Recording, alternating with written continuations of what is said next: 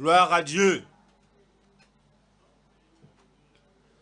Que le Seigneur amène, alléluia, dans toute vie au nom de Jésus-Christ. Alléluia dans votre ministère.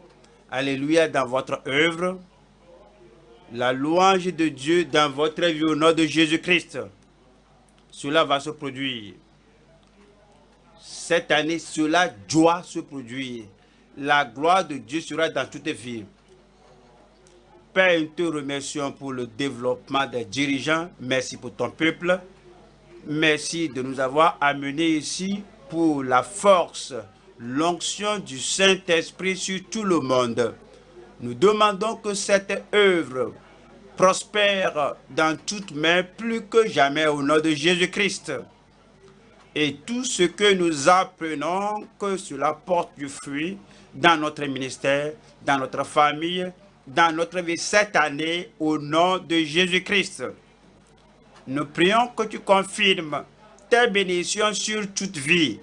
Au nom puissant de Jésus, nous prions. Donnez-moi un meilleur Amen. Que le Seigneur vous bénisse. Nous avons commencé une nouvelle série de leadership le mardi passé. Vous pourriez ne pas le reconnaître. On a pris les lettres du mot leadership. Et la semaine passée, j'ai traité elle, conduire. Conduire le troupeau, conduire le troupeau de Christ, l'église de Dieu, le peuple de Christ, l'assemblée qui est appelée hors du monde, conduire cette assemblée, conduire ce troupeau avec l'amour de Christ. Et nous avons dit en ce temps-là que notre leadership doit reproduire des gens comme le Seigneur lui-même, comme nous reproduisons le leadership de Christ dans notre style de leadership. Et j'ai dit que c'est très nécessaire que si nous suivons le Seigneur dans le leadership, nous devons être sauvés, sanctifiés, être remplis de l'Esprit de Dieu. Que un véritable leadership, un leadership productif, doit signifier que nous sommes aimables, que nous équipions les membres et les ouvriers de l'Église. Nous avançons, nous les faisons avancer, nous les conduisons à avancer, nous faisons d'eux des disciples et nous les enseignons, nous les instruisons afin qu'ils croissent dans la connaissance, qu'ils croissent dans la compréhension et qu'ils croissent dans l'œuvre du Seigneur. Cela veut dire que nous exemplifions le leadership aux gens que nous conduisons. Nous reproduisons, nous sacrifions, nous moissonnons, nous instruisons aussi bien que nous persévérons. Et je vous ai dit que chacun de tout ce qu'on a dit est continuel. Nous continuons de faire ce que nous faisons et nous perfectionnons tout. Et il y a aussi mentionné que si nous allons réussir, notre vie doit refléter la vie d'un dirigeant. Une vie édifiante, non compromettante, une vie transparente, une vie irréprochable, une vie irrépréhensible, une vie inébranlable. Et vous serez inébranlable au nom de Jésus-Christ. Il y a aussi parlé de l'autre côté, le côté négatif du leadership. Dans le leadership de Christ n'admet pas l'anarchie, l'inimitié, la colère, n'admet pas les ténèbres. Et cela n'admet pas que quelqu'un soit dans la voie des ténèbres et utiliser ses pouvoirs dans l'Église. On ne peut pas utiliser le pouvoir de Satan pour bâtir le royaume de Dieu. Il n'y a pas d'extorsion. Le leadership de Christ n'admet pas et n'héberge pas l'extorsion ou la rébellion, le conflit, l'hypocrisie, l'idolâtrie ou l'orgueil. L'orgueil dans toutes ses ramifications. J'ai fait usage de certaines personnalités, usage de la Bible, que le leadership de Christ n'admet pas ces personnalités. On a Lucifer, il y a Esaü, il y a Absalom, il y a Diotrephe, il y a Élie, il y a Ruben, il y a Saül, il y a Démas, il y a Judas Iscariot, il y a Pilate. Pourquoi pas? À cause du style, du caractère licencieux de Lucifer. Celui qui est licencieux n'est pas qualifié d'être un dirigeant dans le royaume de Dieu, dans l'œuvre de Dieu. Esaü, pourquoi? Esaü était exclu, parce que le ventre lui est plus important que le droit d'aînesse. Oui, son ventre, son estomac, à cause de cela, il est si indulgent, il était exclu. Et une telle personnalité comme Esaü n'est pas qualifiée pour le leadership. Absalom, pourquoi? Absalom, un type abominable.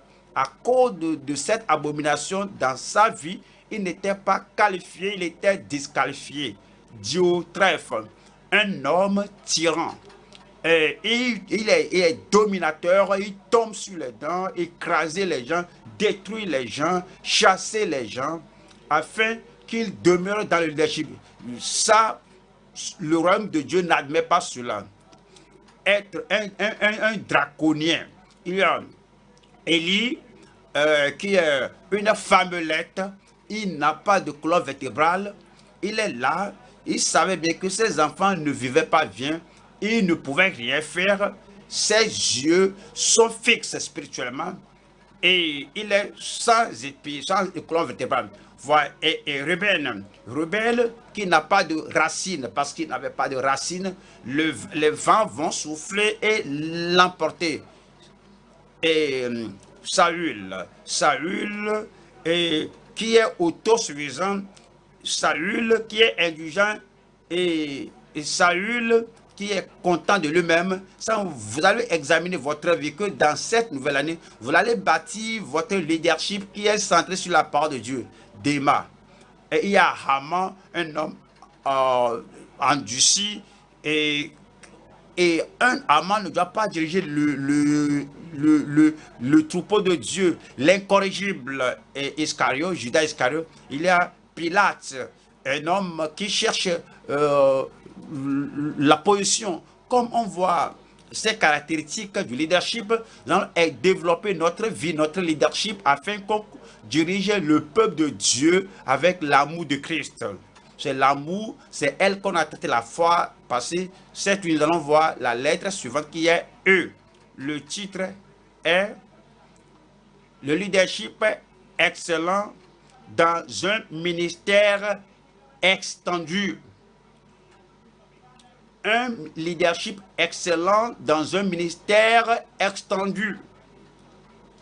Et comme nous savons le Seigneur, notre ministère doit croître. Il faut l'expansion, il faut l'extension dans chaque aspect du ministère. Le leadership excellent dans un ministère étendu. Et voyons 1 Corinthiens chapitre 14, verset 12. Verset 12 dit: de même vous, puisque vous aspirez aux dons spirituels, que ce soit pour l'édification de l'Église que vous cherchez à en posséder. Préparez-vous et produisez l'excellence dans le ministère. Que ce soit pour l'édification de l'Église que vous cherchez à en posséder abondamment. Oui, nous sommes dans le ministère afin que l'Église soit édifiée, que l'Église croisse, que l'Église s'étende. Et nous devons avoir l'excellence dans le ministère. Proverbe chapitre 22. Proverbe 22, verset 20. Proverbe 22, verset 20. Voici ce que le Seigneur nous dit. Proverbe 22, verset 20. Proverbe 22, verset 20. N'est-ce pas déjà pour toi mis par écrit des conseils et des réflexions, comme nous lisons la parole de Dieu, comme on étudie la parole de Dieu pour mettre à jour notre leadership et l'améliorer. Et nous devons retourner à la parole de Dieu parce que il nous a mis des choses par écrit, des conseils et des réflexions. 21. Pour t'enseigner des choses sûres, des paroles vraies. C'est pourquoi nous apprenons. C'est pourquoi on vient ici à tout moment pour qu'on connaisse la certitude de la vérité. Et afin que tu répondes par des paroles vraies à celui qui t'envoie. L'enseignement qu'on a, l'intuition qu'on a, et les disciples qu'on a, le développement qu'on a, nous ferons prêcher bien, enseigner bien, bien conseiller, conduire les gens dans la bonne direction afin que le meilleur s'en sorte. Que le meilleur sortira de vos convertis au nom de Jésus-Christ. 1 Corinthiens chapitre 12. 1 Corinthiens chapitre 12, verset 31. 1 Corinthiens 12, 31. Aspirez aux dons les meilleurs. Désirez les dons les meilleurs. Aspirez aux dons les meilleurs et passionnément cherchez les meilleurs dons. Et je vais encore vous montrer une voie par excellence. Et je vais encore vous montrer une voie par excellence. Le titre, cette nuit, est un leadership excellent dans un ministère étendu. Nous allons voir 3 points. Premier point. Une exhortation chérie, une exhortation très chère. Lorsque nous exhortons et nous sommes venus conduire les perdus, une exhortation étendue pour les perdus. 2. Une évangélisation étendue. Le Seigneur lui-même nous a donné une bonne dans le ministère par sa vie, par sa prédication, par son modèle, tout ce qu'il a fait. Il nous a donné une bonne. Il nous a donné quelque chose qui ne doit pas faire défaut dans notre œuvre. Une évangélisation étendue comme une bonne de la part du Seigneur. 3. Une attente que nous avons. Et le Seigneur a une attente. Attente pour vous en tant que dirigeant, en tant que leader. Quand vous prêchez, vous allez surpasser, dépasser l'attente. Et c'est comme, voici ce que le leader doit faire. Voici ce que le dirigeant de zone, la femme doit faire, la coordinatrice. Voici ce que le pasteur local doit faire. Et voici ce qu'un pasteur local doit faire, un pasteur de groupe doit faire, et le pasteur d'État, le pasteur de région doit faire, le pasteur national ce qu'il doit faire. Et nous excédons cela. Nous allons au-delà de cela. Une attente qui surpasse l'amour d'amour, le travail d'amour. Premier point, une exhortation très chère aux perdus, une exhortation chère des perdus au leadership.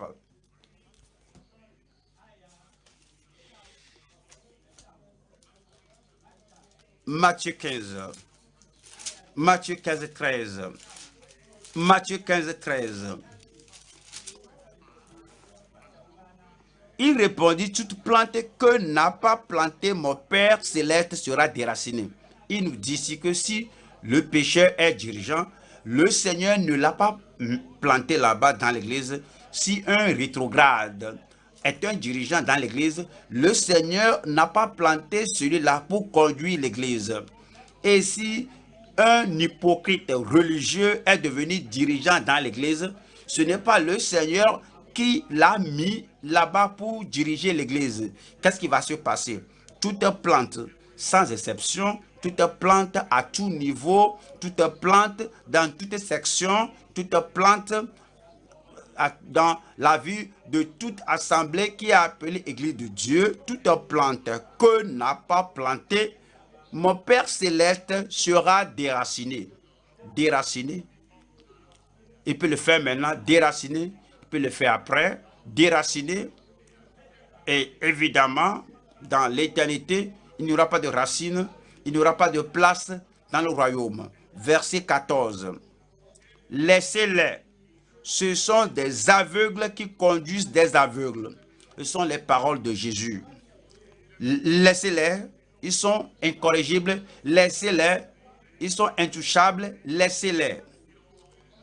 Et ils sont inutiles. Laissez-les. Ils se sont protégés contre ma parole qui va leur donner la conversion. Laissez-les. Ce sont des aveugles qui conduisent des aveugles. Si un aveugle conduit un aveugle, ils tomberont tous deux dans une fosse. Si un aveugle conduit un aveugle, il parle d'un prédicateur aveugle, un témoin aveugle. Il parle d'une autorité religieuse aveugle.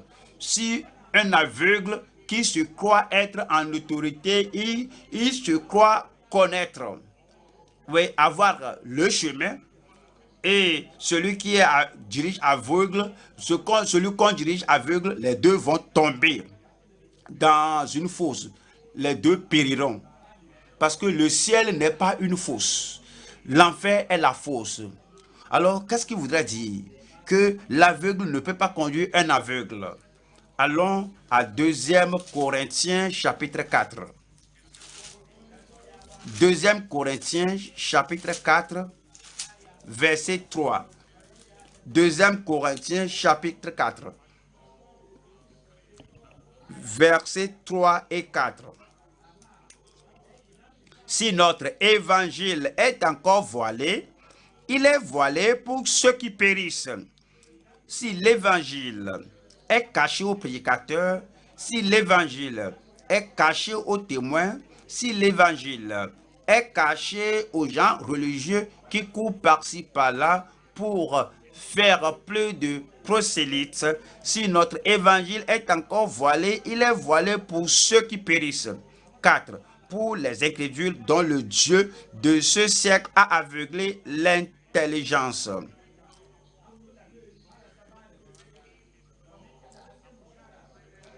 Et ici, les aveugles sont les perdus. Donc, si un aveugle conduit un aveugle, oui, ces gens aveugles, les dirigeants et ceux qui suivent vont tomber dans la fosse.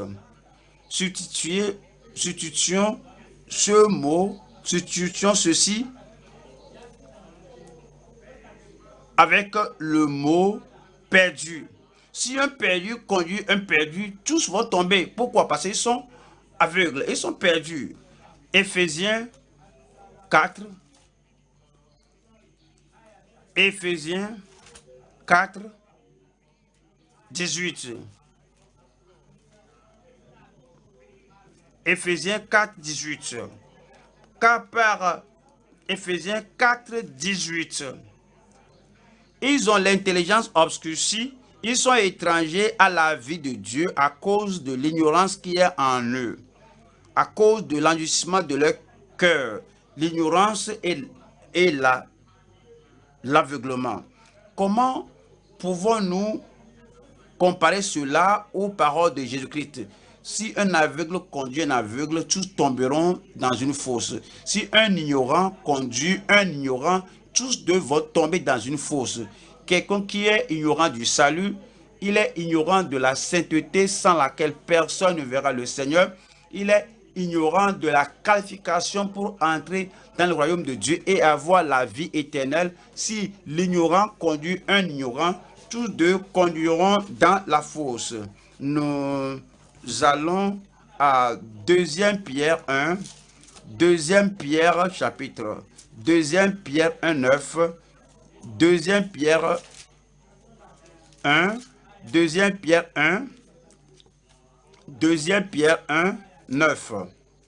Voici ce qui est dit ici. Mais celui en qui ces choses ne sont point est aveugle, il ne voit pas de loin, et il a mis en oubli la purification de ses anciens péchés. Il a oublié qu'il était purifié de ses péchés. Oui, les oublieux sont aveugles. Ils oublient l'objectif du salut. Ils oublient l'expérience qu'ils avaient faite lorsqu'ils sont venus au Seigneur.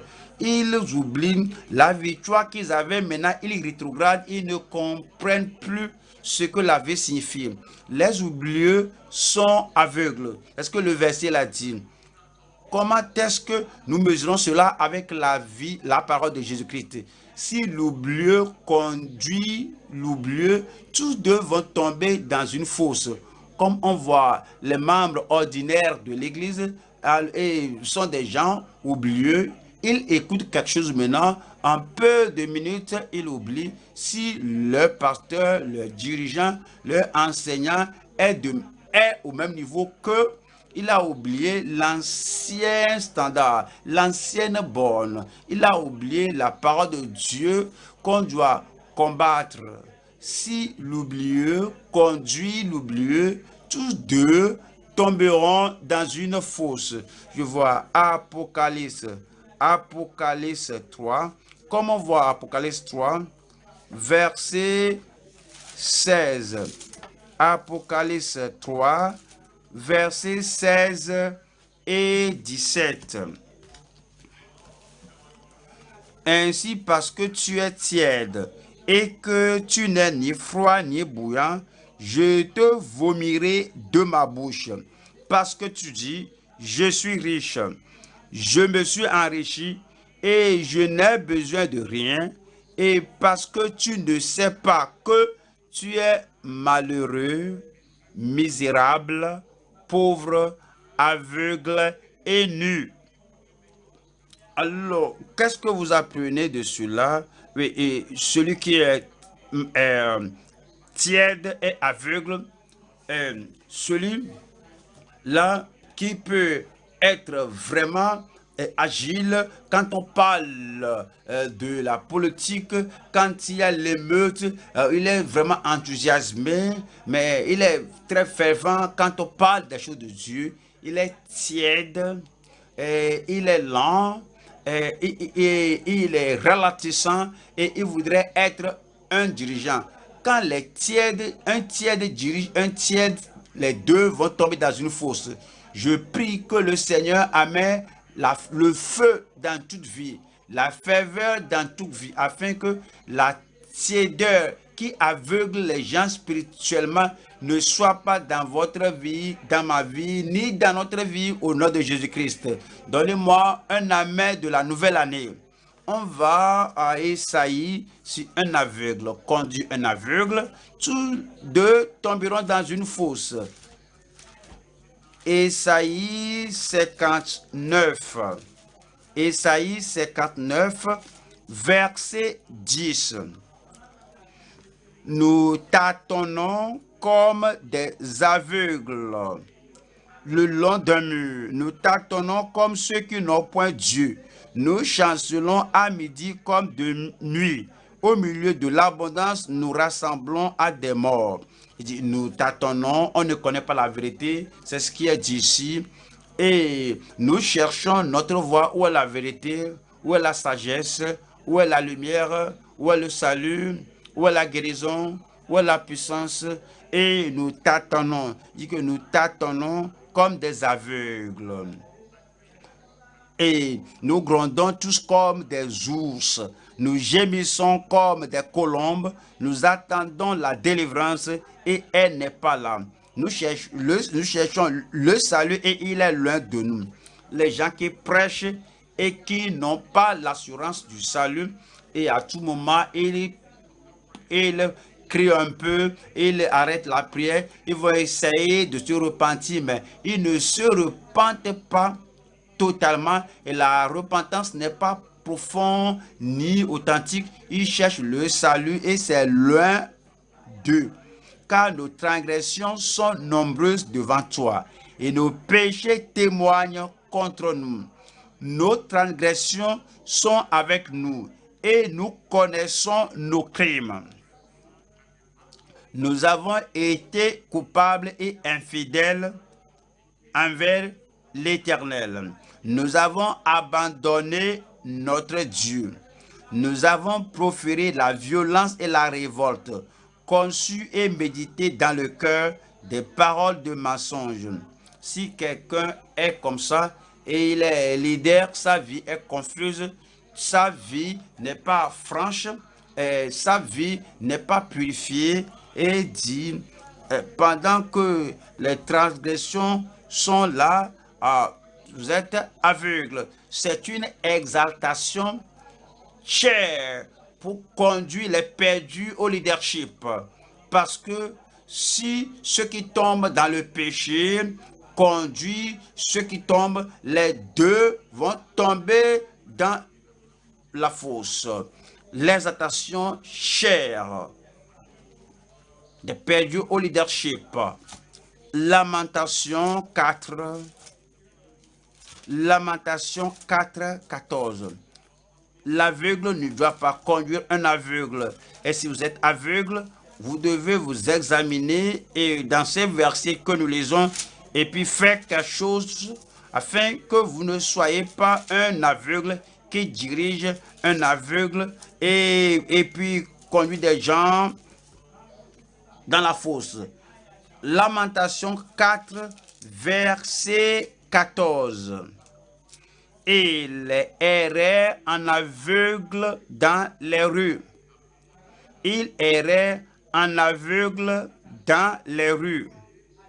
Il errait en errant dans les rues. Il errait en aveugle dans les rues, souillé de sang. On ne pouvait toucher leurs vêtements. Vous approchez d'eux, ils sont souillés, sont pollués.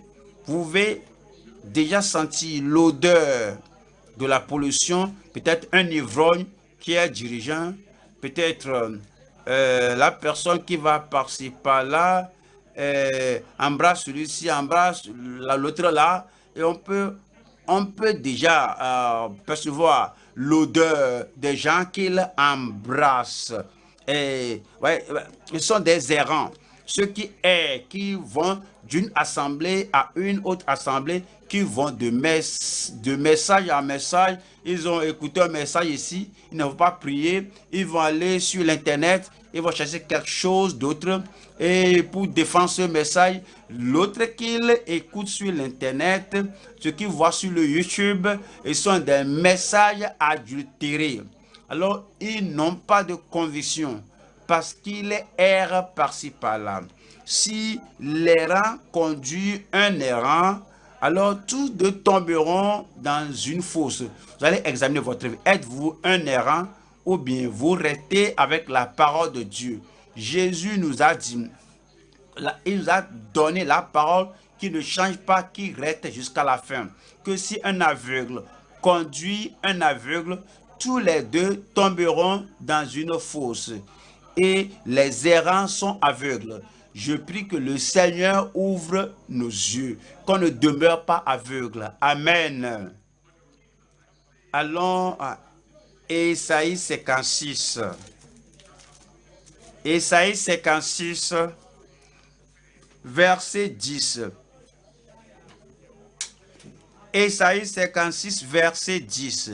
Ces gardiens sont tous aveugles, sans intelligence. Ils sont tous des chiens muets, incapables d'aboyer. Ils ont des rêveries se tiennent couchés, aiment à sommeiller, et ce sont des chiens voraces insatiables. Ce sont des chiens voraces insatiables. Cela nous parle du fait que le cupide, une sentinelle, un pasteur cupide est aveugle. Il veut ceci ou cela. Quand nous parlons de la cupidité, ce n'est pas seulement en affaire d'argent. On parle de quelqu'un qui est cupide de position. Il détient ceci, il veut encore détenir un autre poste, il veut encore détenir un autre. Monsieur, il y a d'autres personnes aussi, que chacun fasse quelque chose. Joue ton rôle, que je joue mon rôle, que lui aussi joue son rôle. Mais celui-ci, il est cupide, il veut tout. Il veut contrôler ceci, contrôler cela. Il est cupide de possession, il est cupide de poste, il est enivré de poste. Qu'est-ce que est enivré d'argent? Qu'est-ce que je peux avoir de ceci? Et le Seigneur a dit que le cupide, l'aveugle, si un cupide conduit un cupide, un aveugle comme lui, les deux vont tomber dans une fosse. On va à Matthieu 23 et nous lisons Matthieu 23, voyons verset 23. Malheur à vous, scribes et pharisiens hypocrites, parce que vous payez la dîme de la menthe, de l'ânesse et du cumin, et que vous laissez ce qui est plus important dans la loi, la justice, la miséricorde et la fidélité. C'est là ce qu'il fallait pratiquer, sans négliger les autres choses. Conducteurs aveugles, ils sont hypocrites, mais ils sont empressés à conduire les autres. Et Christ, le leader, le sauveur, il a prêché la vérité qui amènera les gens à la vie éternelle. Ils ne lui ont pas permis et qu'il enlève, il ôte les gens que nous dirigeons. Quiconque suit Jésus est chassé de la synagogue. Mais il était des conducteurs aveugles qui coulaient le moucheron et qui avalaient le chameau. Malheur à vous, scribes et pharisiens hypocrites, parce que vous nettoyez le dehors de la coupe et du plat, et qu'au-dedans, ils sont pleins de rapines et d'intempérance. Pharisiens aveugles, nettoie premièrement l'intérieur de la coupe et du plat, afin que l'extérieur aussi devienne net. Malheur à vous, scribes et pharisiens, hypocrites, parce que vous ressemblez à des sépulcres blanchis qui paraissaient beaux au dehors et qui au-dedans sont pleins d'ossements de mort et de toute espèce d'impureté. Vous de même, au dehors vous paraissez juste aux hommes, mais au-dedans vous êtes pleins d'hypocrisie et d'iniquité. Voilà le verset 15. Malheur à vous, scribes et pharisiens hypocrites, parce que vous courez la mer et la terre pour faire un prosélyte, un converti, un disciple. Et quand il l'est devenu, vous en faites un fils de la géhenne, 2 fois plus que vous. 16. Malheur à vous, conducteurs aveugles. Voilà le verset 33. Serpent, race de vipères, comment échapperez-vous au jugement de la géhenne? Rappelez-vous que si l'aveugle conduit un aveugle, tous deux tomberont dans une fosse. Et quand un hypocrite conduit un hypocrite, tous les deux tomberont dans une fosse. Je prie que vous ne soyez pas hypocrites, que vous ne soyez pas aveugles, que vous ne soyez pas perdus, que vous ne soyez pas ignorants, que vous ne soyez pas oublieux, que vous ne soyez pas tièdes, que vous ne soyez pas un rétrograde qui tombe, que vous ne soyez pas un errant qui va par-ci par-là au nom de Jésus-Christ.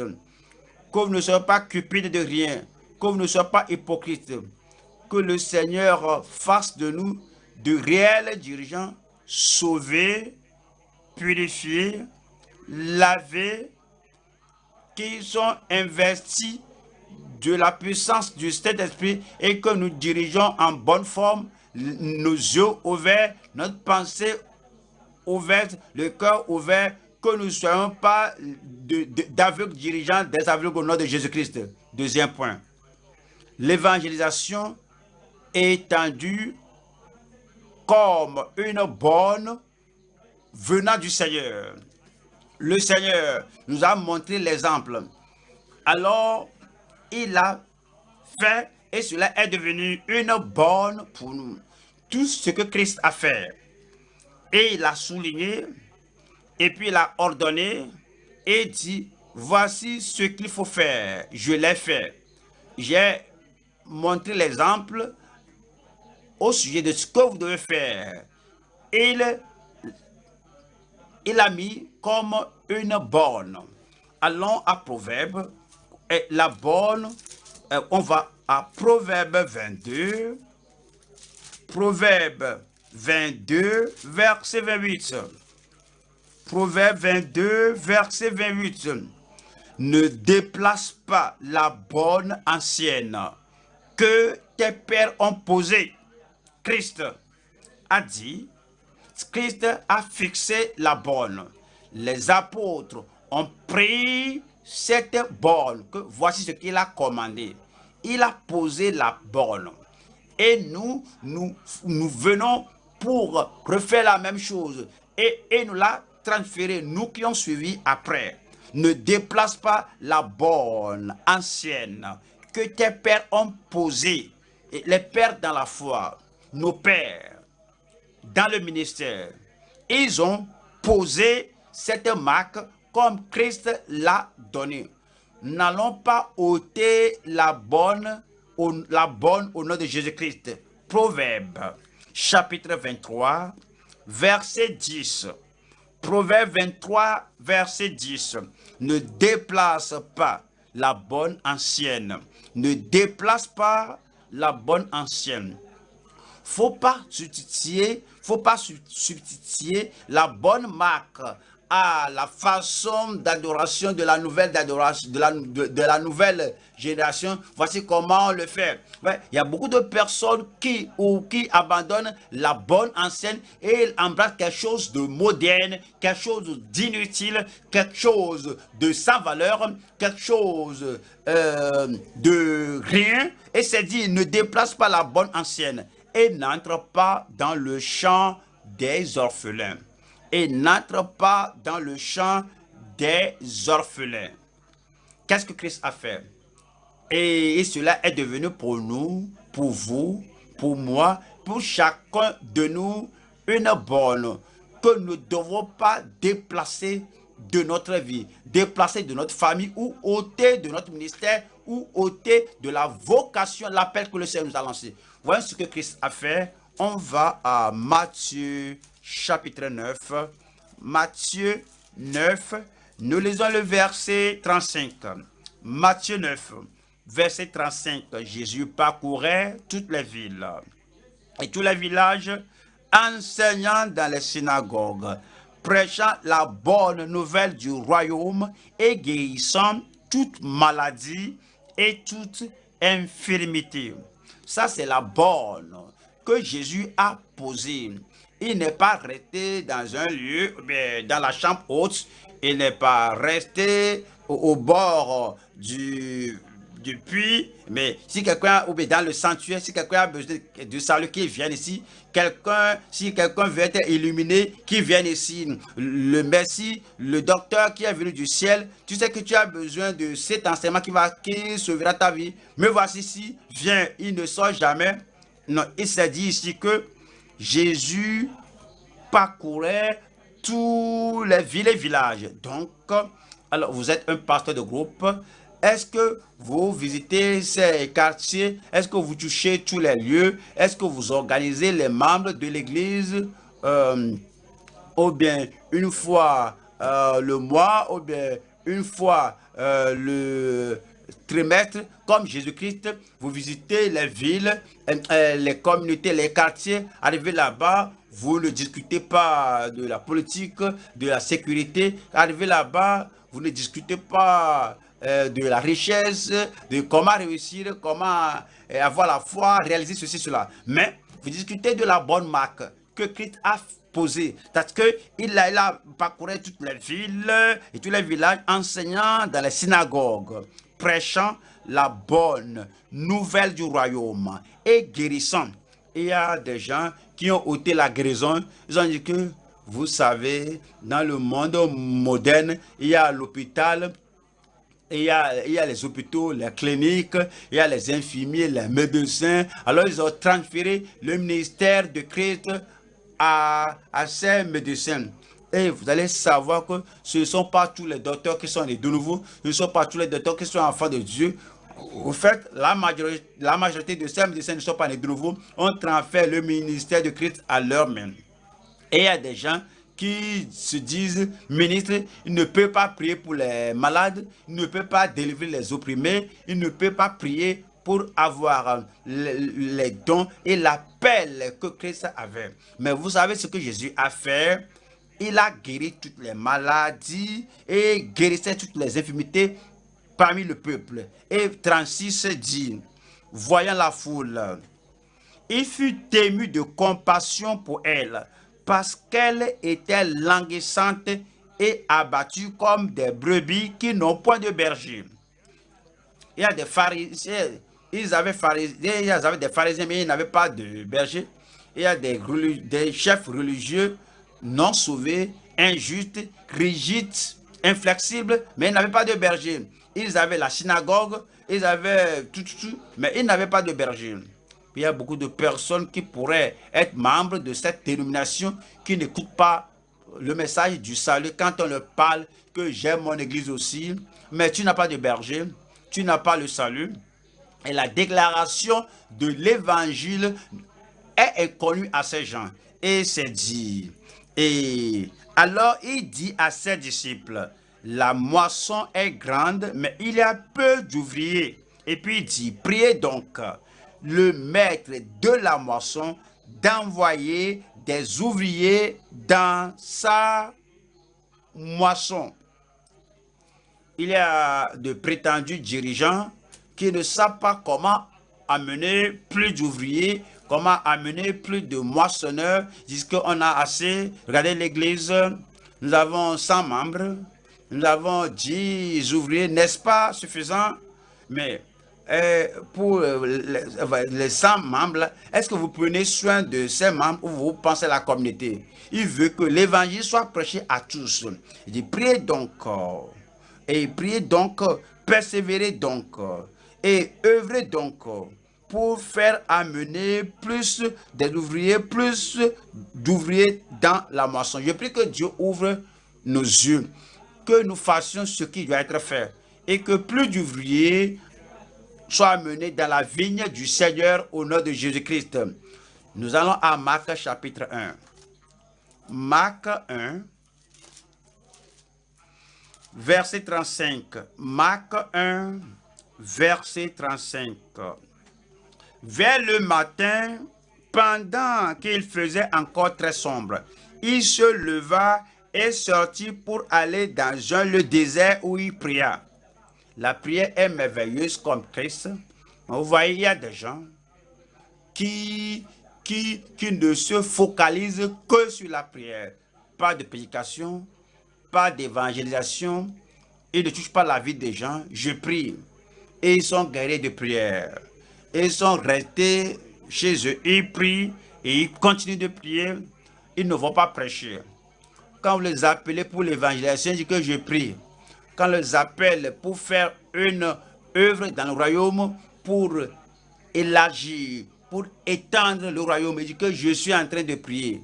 Jésus a prié également.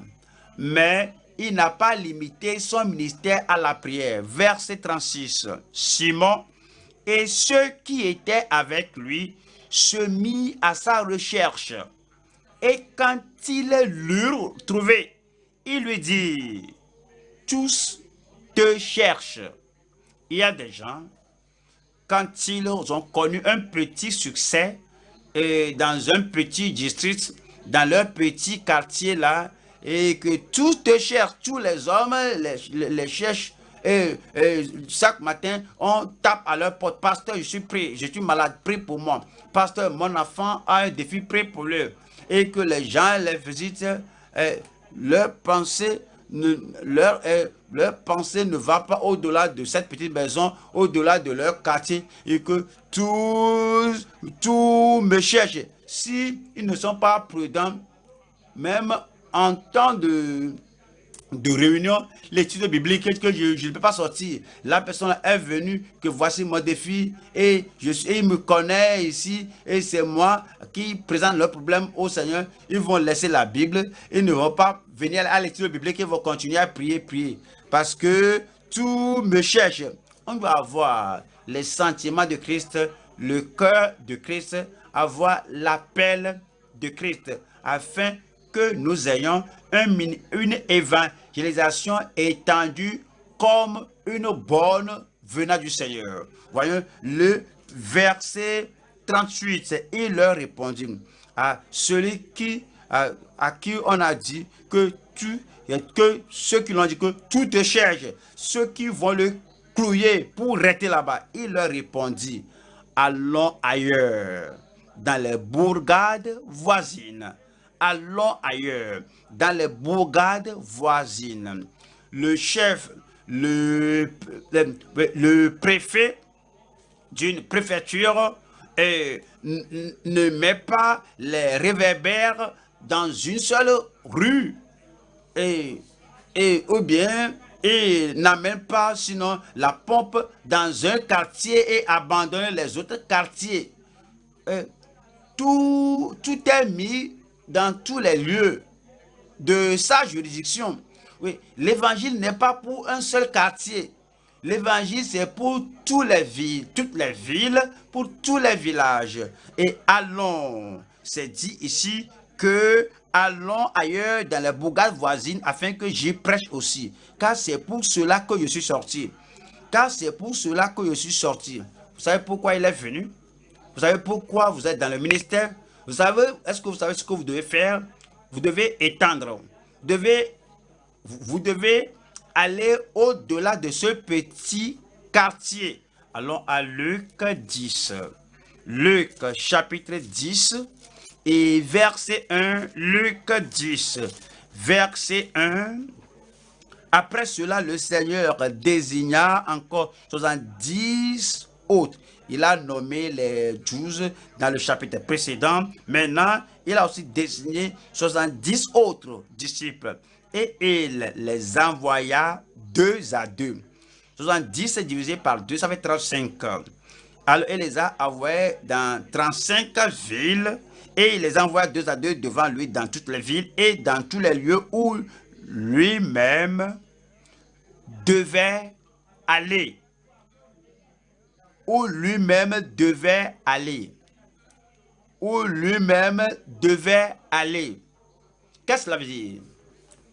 Quoi qu'il les ait envoyés, qu'il devait prêcher l'évangile, il dit, allez ici, allez là-bas, allez à l'autre côté. Et puis il n'a pas dit, et j'ai beaucoup de disciples, j'ai beaucoup de moissonneurs, j'ai beaucoup de gagneurs d'âmes, donc je peux me reposer, je peux rester chez moi. C'est dit où lui-même devait aller. Et tous ces lieux, toutes ces villes que ces gens ont visitées, lui aussi s'y était rendu. Et Luc 13, comme Christ a étendu son ministère, il faut étendre l'œuvre qui doit être faite. Luc 13. Et il allait dans les villes, il n'est pas resté dans une seule ville, mais veilleux, les malades sont guéris. Et je crois que d'autres villes sont ici. Je crois que d'autres villes écoutent les témoignages et qui viennent ici. Il est allé. Et Luc 13, verset 22, Jésus traversait les villes et les villages, enseignant et faisant route enseignant et faisant route vers Jérusalem. Quelqu'un lui dit, Maître, n'y a-t-il que peu de gens qui soient sauvés? Évidemment, et il enseignait le salut et il donnait la condition du salut. C'est pourquoi quelqu'un a posé la question, et si tout le monde n'arrive pas à remplir cette condition, et si tout le monde ne se repent pas, et si tout le monde ne fait pas la rédemption, et si tout le monde ne croit pas que tu es le Christ, et si tout le monde n'a pas la compassion, n'y a-t-il que peu de gens qui soient sauvés? Il leur répondit, et forcez-vous d'entrer par la porte étroite.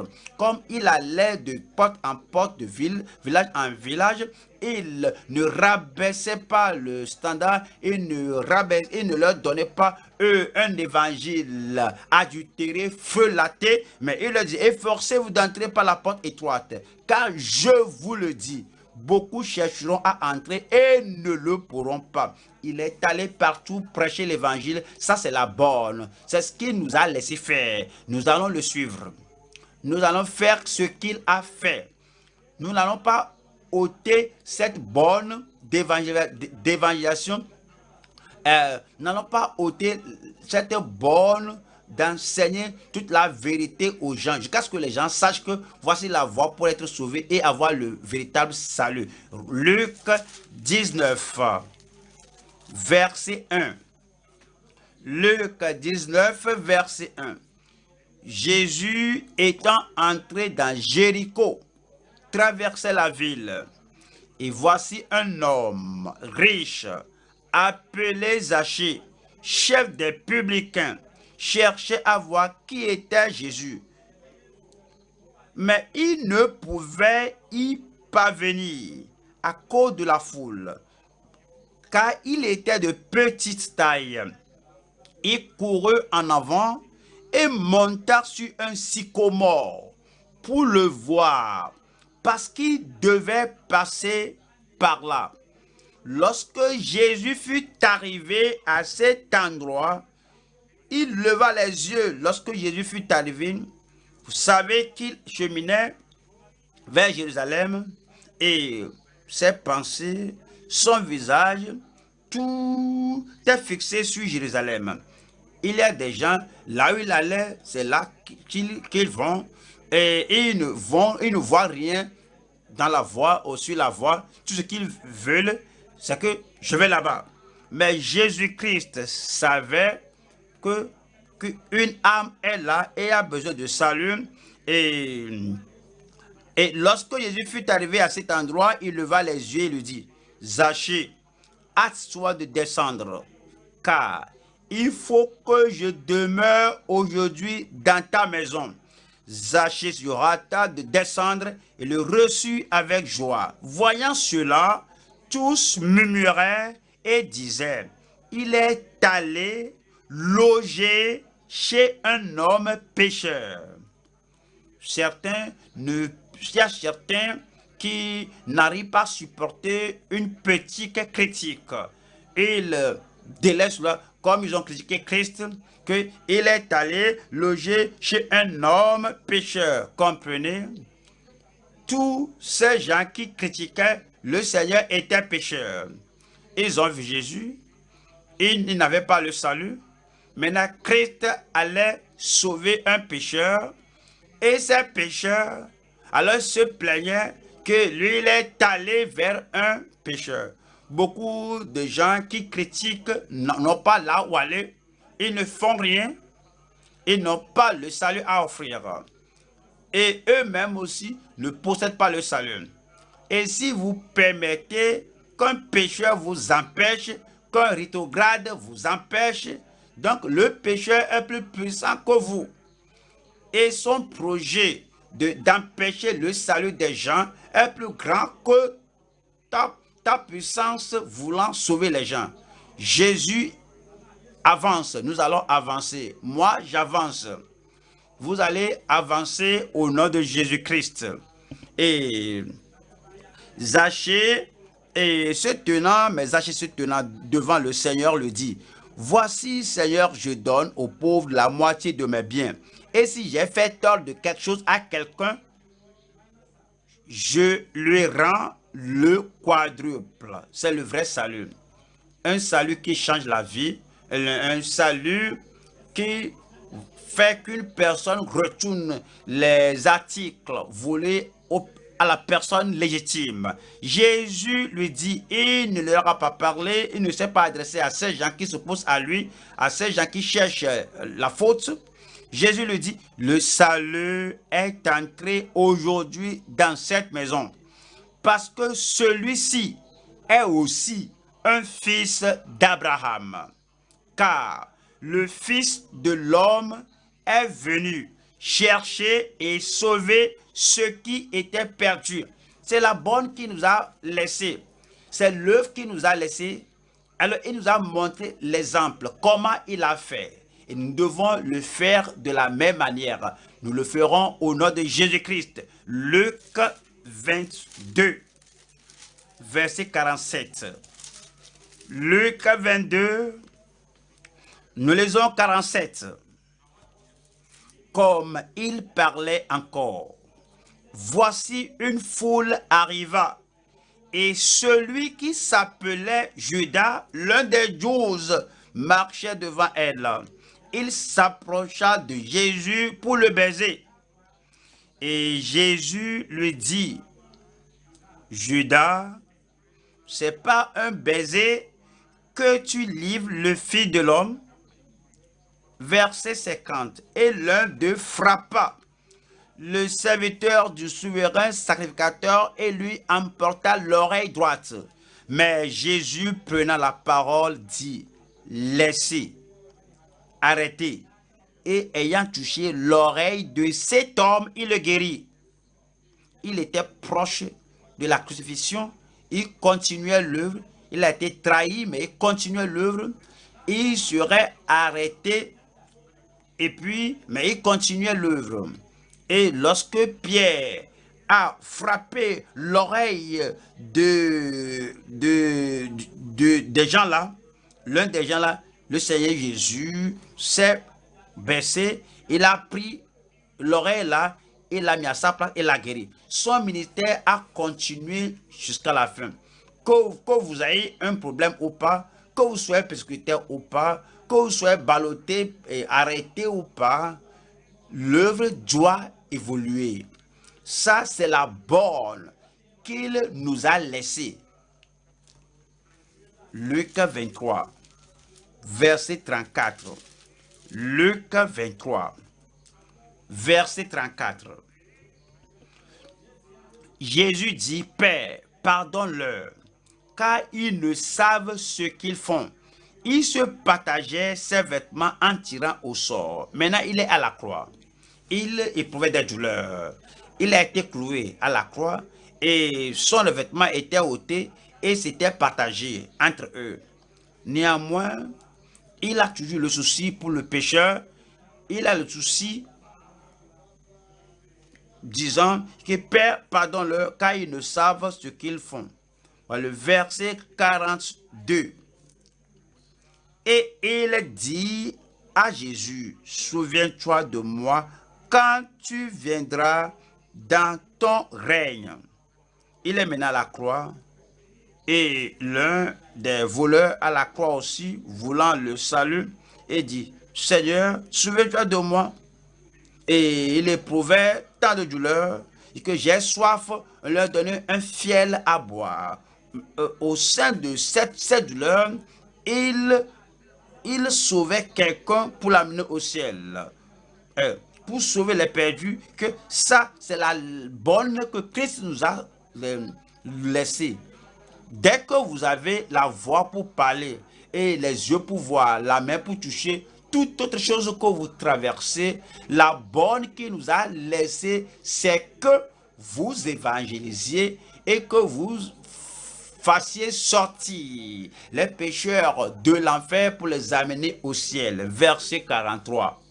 Jésus lui répondit, je te le dis en vérité, aujourd'hui tu seras avec moi dans le paradis. Je prie que vous soyez comme Christ. Je serai comme Christ. Je serai comme Christ. Je ne vous entends pas. Je serai comme Christ. Vous serez comme Christ au nom de Jésus-Christ. Luc 24, verset 44. Puis il leur dit, c'est là ce que je vous disais lorsque j'étais encore avec vous, qu'il fallait que s'accomplisse tout ce qui est écrit de moi dans la loi de Moïse, dans les prophètes et dans les psaumes. Alors il leur ouvrit l'esprit afin qu'ils comprissent les Écritures. Et il leur dit, ainsi il est écrit, que le Christ souffrirait et qu'il ressusciterait des morts le troisième jour, et que la repentance et le pardon des péchés seraient prêchés en son nom à toutes les nations, à commencer par Jérusalem. Il est ressuscité des morts. Il est apparu à ses disciples. Il est apparu sous une forme glorifiée. Au lieu de dire que, voilà les pharisiens, voilà ce qu'ils ont fait, mais maintenant ils sont ressuscités des morts, au lieu de se vanter de ce qui s'est passé, il est retourné à l'évangélisation. Qu'avez-vous? J'ai un miracle, j'ai la résurrection, j'ai une vie ressuscitée, j'ai la prospérité, et j'ai le succès, j'ai ceci et cela. Et la célébration du succès ne te permet pas de faire l'œuvre de Dieu. Mais Jésus-Christ est ressuscité des morts. Il est apparu à ses disciples et les a ramenés à cette borne. Il est dit et que la repentance et le pardon des péchés seraient prêchés en son nom à toutes les nations, à commencer par Jérusalem. Je prie que nous ayons tous les sentiments de Christ. Que vous ayez plus des sentiments de Christ. Que nous ayons plus des sentiments de Christ au nom de Jésus-Christ. Troisième point maintenant. Une attente. Une attente, les attentes surpassantes dans l'œuvre d'amour. Les attentes excessives ou surpassantes, les attentes excessives dans l'œuvre d'amour. Et tu peux surpasser cette attente. On a dit que ce que je dois faire, c'est seulement être dans la chorale et chanter. J'ai joué mon rôle, j'ai chanté, et l'évangélisation, non, je suis choriste. Mais tu devais aller au-delà de cela. On nous a dit de tenir le programme des femmes. On a uni les femmes, mais plusieurs ne sont pas arrivés. Mais j'étais là, le premier vendredi du mois, là, et peu de personnes qui étaient là, ils ont dit qu'on parle de comment on a dit comment faire ceci. On a fait le programme et j'ai parlé aux gens. À 20 h, j'ai laissé les gens. Quelqu'un a dit que, sœur, j'ai besoin de ton attention. Au fait, je venais, mais je ne suis pas sauvé. Je vais être sauvé. Je vais avoir la victoire. Que, regarde l'heure. C'est déjà 20 h. On nous a dit de terminer à 20 h. On finit maintenant. Je vais te voir la prochaine. Mais tu pourrais même aller au-delà de cela. C'est pas qu'on nous a donné l'œuvre à faire, le temps à suivre, et à cause de cela, je ne peux rien faire. Troisième point, les attentes excessives dans l'œuvre d'amour. Vous allez surpasser l'attente au nom de Jésus-Christ. Vous ne serez pas vous n'avez pas dit que Jésus, j'ai une seule heure, j'ai fait cela, c'est fini, je ne peux pas continuer, mais vous allez continuer. Vous allez servir le Seigneur, vous allez travailler pour le Seigneur. Et on nous a dit que ces gens-là, qu'on a seulement besoin de vous. Il y a d'autres gens qui vont venir. Tu es de quelle rue? Oui, mon domaine, oui, là où je suis là, ça ne coupe pas ces parages-là. Si tu es malade, si tu es pécheur, si tu vas en enfer et tu es à la dernière étape de la vie, je ne peux pas te prêcher parce que tu n'es pas dans mon quartier, parce que tu n'es pas dans mon tu n'es pas dans mon district. Il y a le pasteur de district, lui va s'en charger. Nous devons surpasser les attentes. Et deuxième Corinthiens chapitre 8, verset 3. Ils ont, je l'atteste, donné volontairement selon leurs moyens et même au-delà de leurs moyens. Que je peux rendre témoignage de ces gens, de leurs moyens, au-delà de leurs moyens et même au-delà de leurs moyens. Nous demandons avec de grandes instances la grâce de prendre part à l'assistance destinée aux saints. Et non seulement ils ont contribué comme nous l'espérions.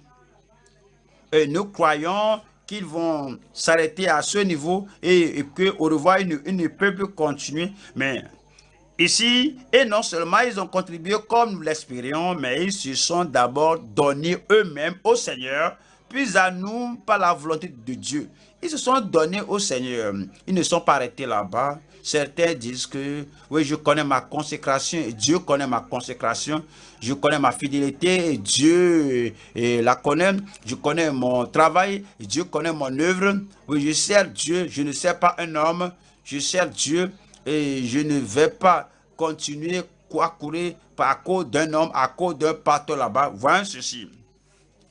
Et non seulement ils ont contribué comme nous l'espérions, mais ils se sont d'abord donnés eux-mêmes au Seigneur, puis à nous, après avoir donné eux-mêmes au Seigneur, puis à nous, par la volonté de Dieu.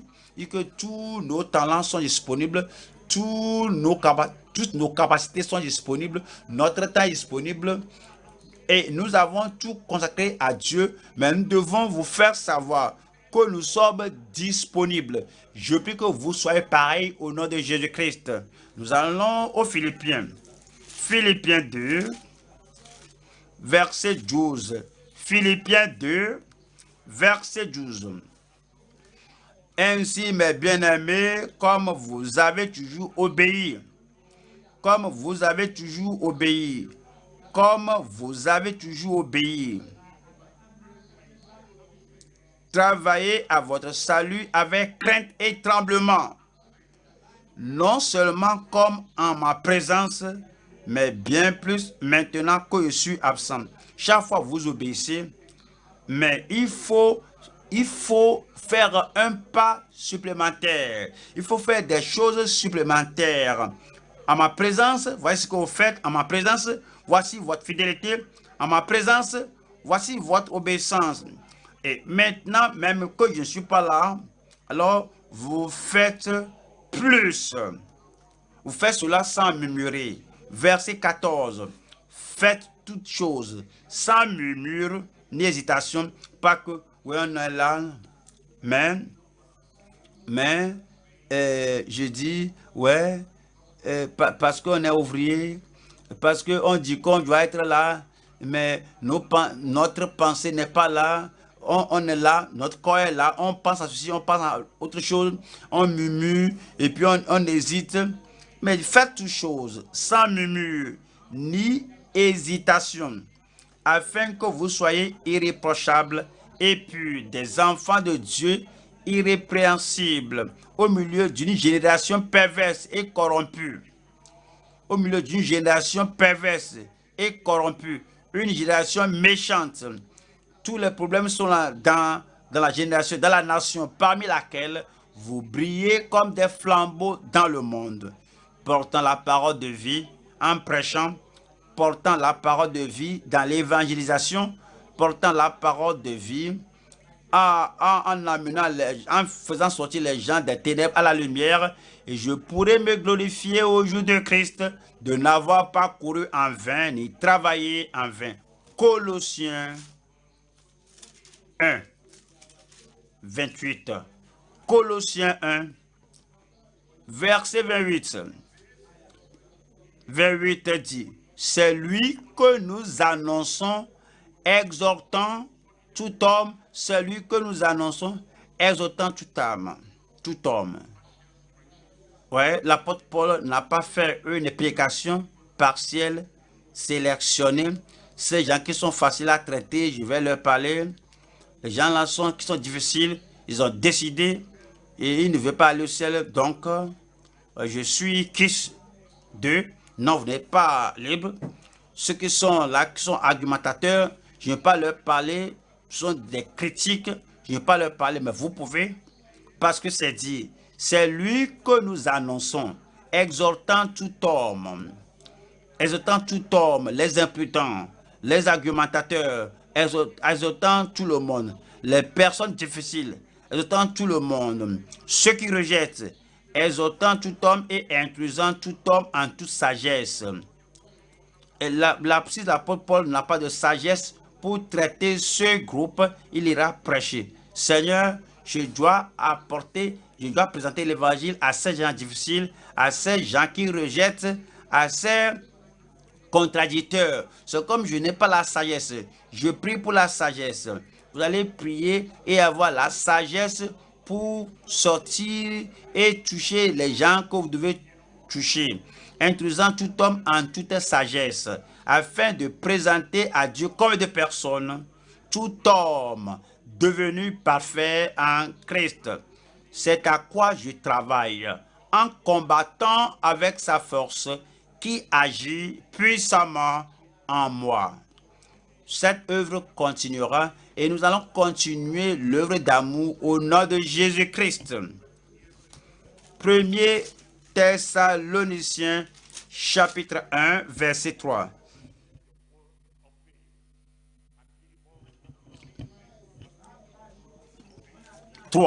Nous rappelant sans cesse l'œuvre de votre foi, le travail de votre charité et la fermeté de votre espérance en notre Seigneur Jésus-Christ, devant Dieu notre Père.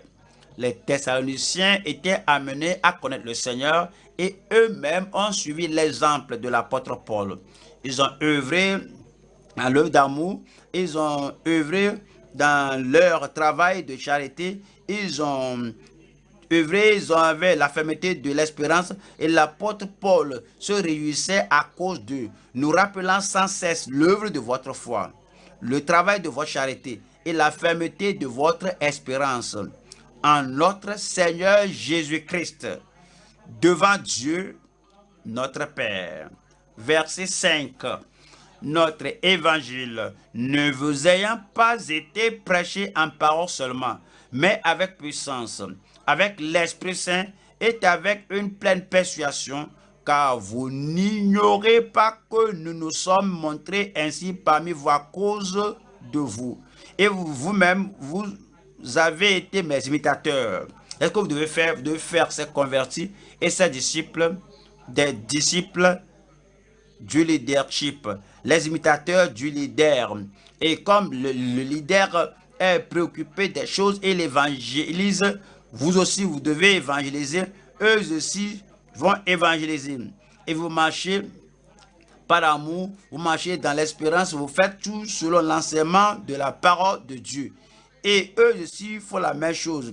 Et vous-même, vous avez été mes imitateurs et ceux du Seigneur, en recevant la parole au milieu de beaucoup de tribulations. Ils avaient des problèmes, mais ils n'ont pas cessé. Ils sont persécutés, mais ils n'ont pas cédé. Ils ont beaucoup de tribulations. Ils n'ont pas abandonné l'œuvre. C'est comme chaque fois, c'est comme apôtre, chaque fois prier pour nous. Vous avez des problèmes. Chaque fois demander le secours. Parfois demander le conseil. Et tout ce qu'ils ont eu ces années ne suffit pas de les conseiller. Vous devez vous appuyer sur le dirigeant. Mais ces gens-là, ils ont reçu la parole dans beaucoup d'affection. Et avec la joie du Saint-Esprit, en sorte que vous êtes devenus un modèle pour tous les croyants de la Macédoine et de l'Achaïe. Non seulement en effet, la parole du Seigneur a retenti de chez vous dans la Macédoine et dans l'Achaïe, mais votre foi en Dieu s'est fait connaître en tout lieu de telle manière que nous n'avons pas besoin d'en parler. Ces convertis étaient également des prédicateurs. Ils sont gagneurs d'âmes et ils allaient dans la communauté Et quand on raconte à notre sujet quel accès nous avons eu auprès de vous et comment vous vous êtes convertis à Dieu en abandonnant les idoles pour servir le Dieu vivant et vrai et pour attendre des cieux son Fils. Il espérait, il attendait l'enlèvement du Seigneur, il espérait l'enlèvement du Seigneur et sont prêts pour attendre des cieux son Fils, qu'il a ressuscité des morts. Jésus qui nous délivre de la colère à venir. Je prie que nous soyons comme ça, que vous soyez comme ça. Nous allons faire plus que jamais. Chaque jour, nous allons ajouter l'addition. Chaque jour, nous allons ajouter à notre talent, ajouter à notre ferveur, ajouter à notre sérieux, ajouter à notre sacrifice au nom de Jésus-Christ. Plus en plus. Dans votre vie, plus en plus. Dans votre ministère, de plus en plus. Voyons, 1er Thessaloniciens, chapitre 4, verset 1. Au reste, frères, puisque vous avez appris de nous, voici les gens qui étaient déjà évangélisés, des gens qui évangélisent et qui touchent leur communauté, des gens qui prêchent l'évangile. Paul a dit que dans la Macédoine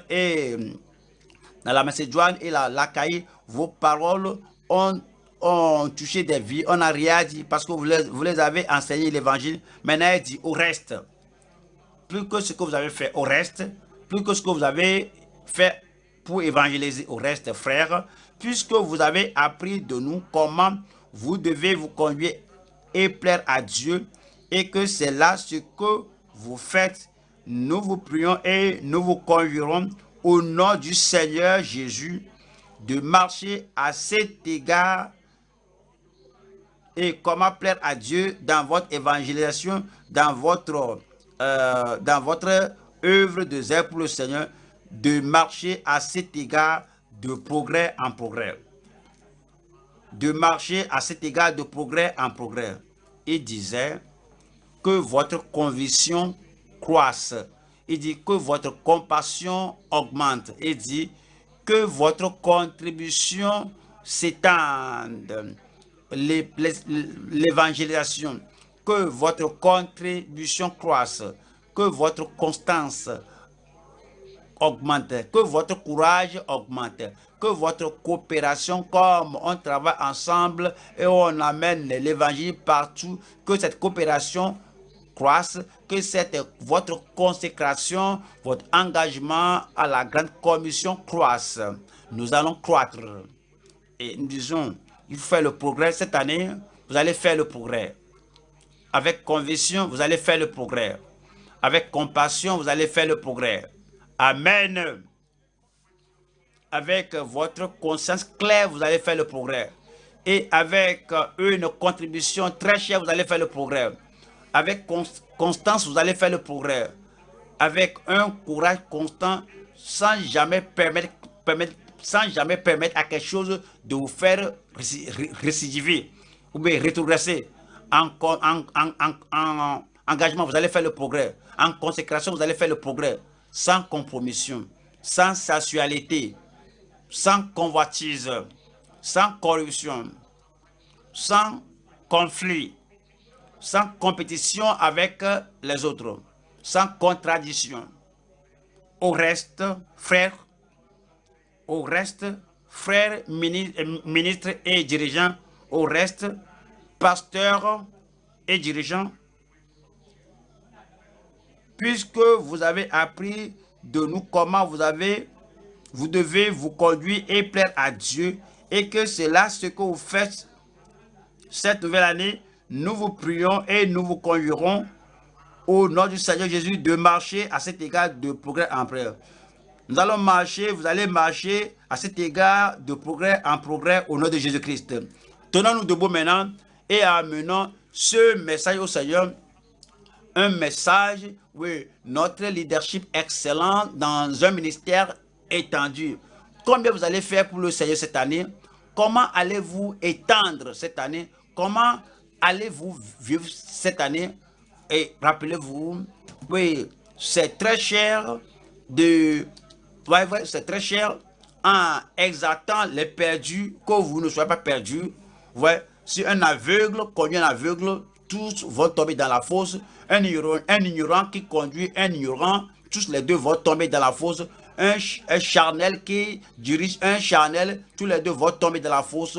Un oublieux qui dirige un oublieux, tous les deux vont tomber dans la fosse. Un tiède, celui qui est froid, celui qui est apathique, chaque fois fatigué, chaque fois lent, celui qui est froid, pas de zèle, le tiède qui dirige le tiède, tous les deux vont tomber dans la fosse. Un rétrograde qui dirige un rétrograde, tous les deux vont tomber dans la fosse.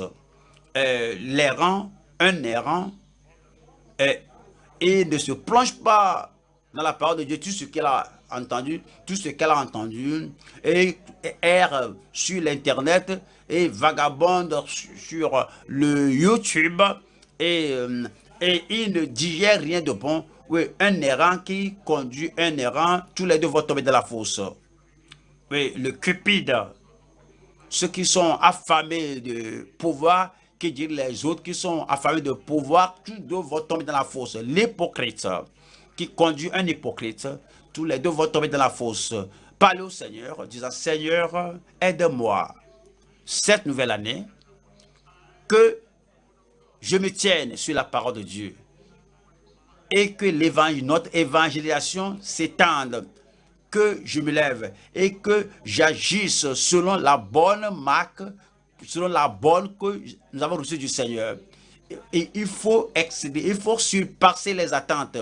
Tout ce que tu crois, que voici ce qui est espéré de toi. Alors il faut aller au-delà de ce qui est attendu de vous et que votre ministère, aller au-delà et que votre ministère, votre sacrifice aille de progrès en progrès, de progrès en progrès.